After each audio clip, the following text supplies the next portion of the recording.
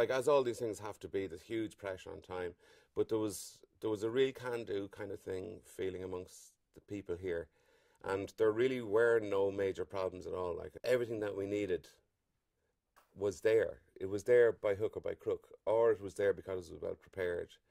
And the landscape itself is so distinctive. You know, I'm on a music tour at the moment, and, you know, we've been going to different parts of the country, and just the different accents are reflected in the landscape too, you know, and in the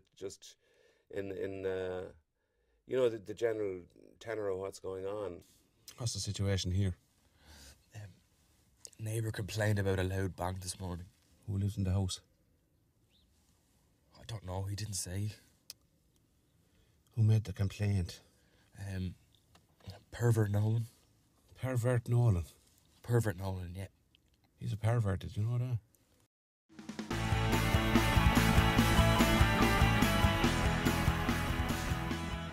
But when we went out, we were in the parking lot, you know, and the low loader was there, and we were getting ready to do the first thing, which was Brian crying interminably in the car. And I actually have quite a small head. And Brian's is bigger than mine, but obviously they thought when they brought the hats, because somehow I hadn't been able to bring the hat from the garden, that my hat was his hat anyway. But Donald saw the two of us with the wrong hats, and he says, no, leave it like that. So his was kind of flopping. His was sitting up on top, and the other one's kind of all flapping around the place. So that was another way of kind of getting into something. We kind of got into the madness of who these fellas were. I don't believe in all this talking. I mean, my son called me this morning, you know, crying and wanting to chat. And you know what I said to him? What'd you say to him? Well, I just hung up on him.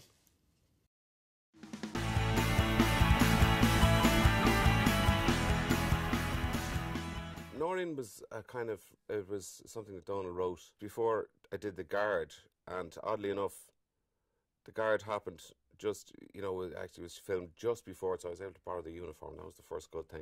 We did kind of figure out the thing that we could work together without, well, first of all, without being dishonest in terms of that was brilliant, and secondly, without actually really crushing each other's independence. So to get something at that stage, to get the bursary was a massive thing. Like, it just gives so much impetus to somebody to come down and actually get the thing done. Just stop talking about it, do it. And this allowed him to go and do it, you know. And I mean, he learned so much, and we all kind of learned. So we'd all a great time and all the rest of it. But like, actually, it was fantastic for him, and it secured him in the knowledge that, you know, it's something that he wants to really maintain, you know. No.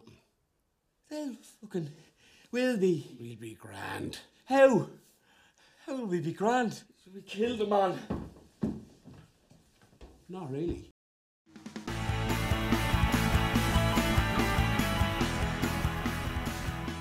I would have no problem at all coming down here and shooting again, or rather that I look forward to it. You know, we had a great experience down here. Not being at the centre of LA, or not being a, you know, a massive cosmopolitan sort of urban centre, sometimes has its own strength, you know, and particularly for here. But it can be, you know, the essence of where and what it is can make it rather than hinder it. We got a pretty good film made, I think, you know. Thanks for letting Noreen happen. No, thank you. You're welcome.